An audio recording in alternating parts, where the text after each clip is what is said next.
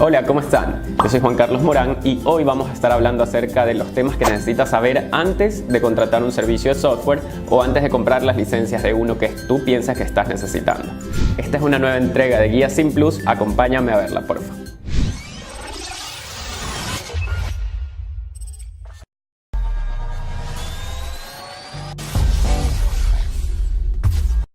Lo primero que vamos a necesitar saber es qué tipo de software necesito, para qué lo quiero, en qué tipo de organización espero ponerlo, es decir, de qué tamaño es tu empresa, y aspectos que vamos a tener que ir disgregando detalladamente para saber cuál es la mejor opción en este universo de opciones que tenemos en el momento en que necesitamos encontrar un software.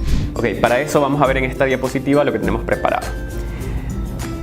Una de las preguntas claves de elegir el mejor software para tu negocio es conocer, como les decía, los aspectos de tu empresa, los aspectos del software y la evaluación de las propuestas que vayas teniendo paso a paso. Tienes que conocer cuál es tu tipo de empresa. Si tu empresa es de tipo ordinaria, por ejemplo, las empresas que normalmente vemos, que son microempresas personales, medianas, pequeñas o grandes empresas, o si son de un tipo preferente para el tema de adquisición de licencias de software, como podría ser una ONG, una empresa estatal, una empresa educativa o un emprendimiento, ya que hay muchas empresas de software que promueven el uso de estas licencias especiales a un costo un poco más bajo dependiendo de la acción que realice la empresa, la acción social o el fin de la empresa. Tienes que hacerte varias preguntas, entre las cuales podemos decir algunas cuantas, ¿no? ¿Cuál va a ser tu presupuesto? ¿Cuánto es el tiempo que tú tienes que proyectarte para hacer uso de este software que estás adquiriendo ahora? Si tienes un administrador de sistemas, si tienes una mínima infraestructura que necesite el sistema para poder operar normalmente, y los usuarios, como ya les decía, que van a tener acceso a este sistema.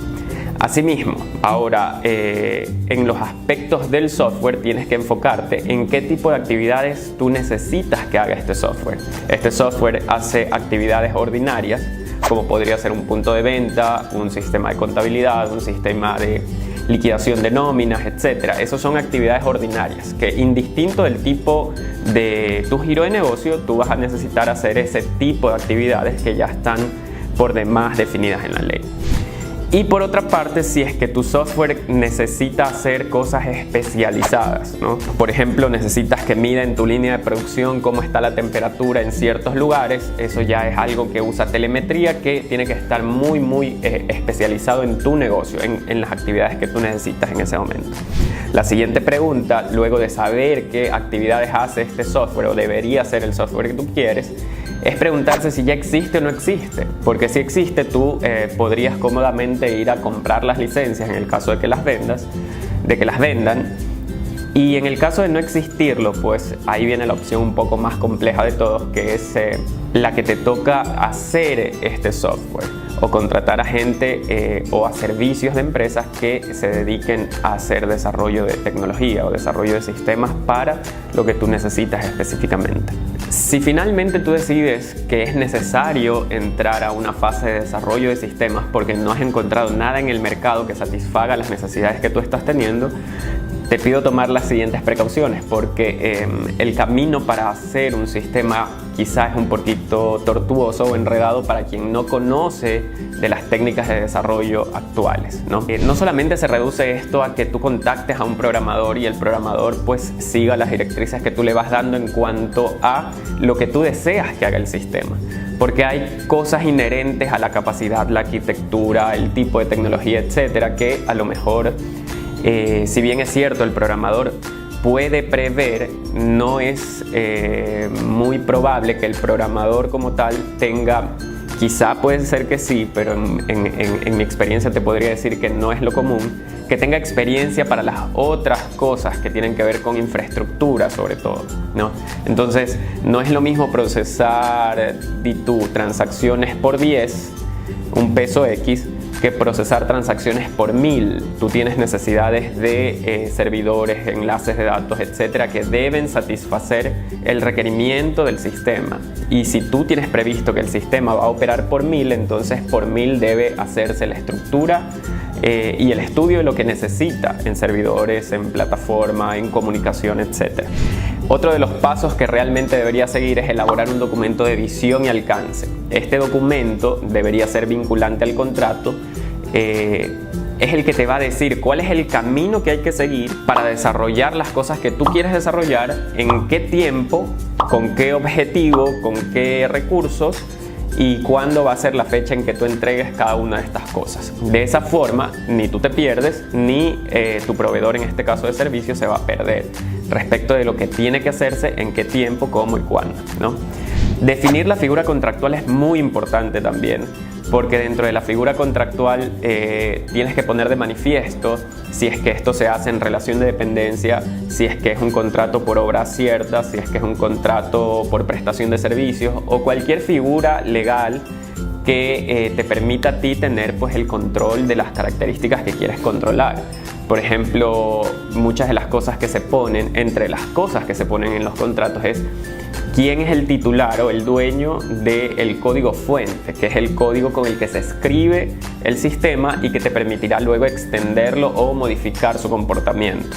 Si tú no pones en el contrato que la propiedad de este software y de este código es tuya, entonces es muy probable que al final pues no te la entreguen, porque quizá no has pagado por ella.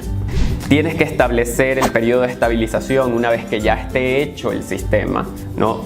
Normalmente yo he manejado periodos de estabilización de 6 meses. ¿Para qué es este periodo? Este periodo es para que una vez que te entreguen a ti el sistema funcionando, haya un tiempo prudencial en el que se pueda ponerle de manifiesto a la o las personas que te hicieron el software las cosas que no están sucediendo como deberían suceder y se corrija sobre la marcha ya una vez que tienes datos reales y el sistema está generando en producción lo que tú esperas que genere. Entonces durante este tiempo tú vas a tener muchos ajustes que hacer en bases de datos, en hora del servidor, en actualizaciones, en funciones de alto rendimiento, etcétera, que te van a permitir llegar al estado que tú quieres llegar una vez que te han desarrollado esta parte del software. Otra de las cosas que necesitas definir es si va a necesitar mantenimientos o no.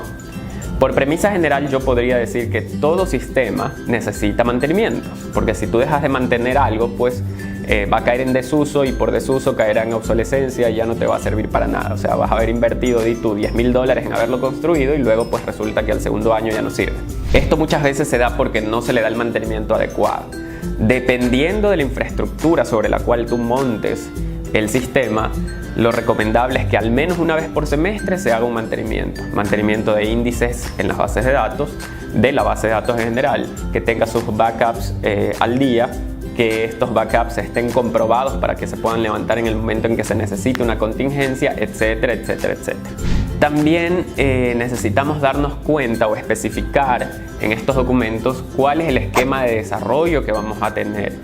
Porque puede ser un sistema por módulos, puede ser un sistema cíclico en el que pues, se hace iteraciones respecto de quién programa, hace el diseño, la estructura, se prueba, se vuelve a someter a los usuarios y otra vez se vuelve a retroalimentar y otra vez volvemos a empezar el ciclo. Y al final evaluar con el documento de visión y alcance si es que todo aquello que se planteó al inicio se ha ido entregando conforme a lo que se había estipulado inicialmente. Todas estas directrices lo que tienen por objeto es facilitar la relación que pudieras tener con la persona o las personas que van a desarrollar tu software, porque es un camino, como les decía antes, un poco complejo, ya que normalmente la persona que administra el negocio o tiene la idea de qué es lo que necesita de un software, no hablan el mismo idioma, por decirlo de alguna manera, que el programador o los programadores. Entonces muchas veces tú esperas recibir A y resulta que lo que estás recibiendo es B, por no haberlo puesto de manifiesto en un lenguaje común para todos. Tanto el qué como el cómo y también los casos de uso. ¿Qué es lo que se va a hacer? ¿Por qué se lo necesita hacer? ¿En qué parte del proceso entra?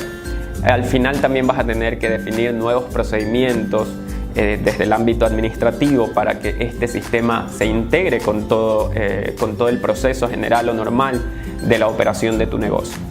Creo que con eso abordamos muchas de las partes muy importantes respecto a elegir un software para tu negocio, y me gustaría conocer cuáles son las dudas que llegaran a tener ustedes respecto de este mismo tema. Si en el camino se han encontrado con un caso similar, si su experiencia ha sido buena, ha sido mala, déjennoslo saber. Yo soy Juan Carlos Morán y conmigo pues será hasta una nueva presentación de Guía Simplus. Hasta luego.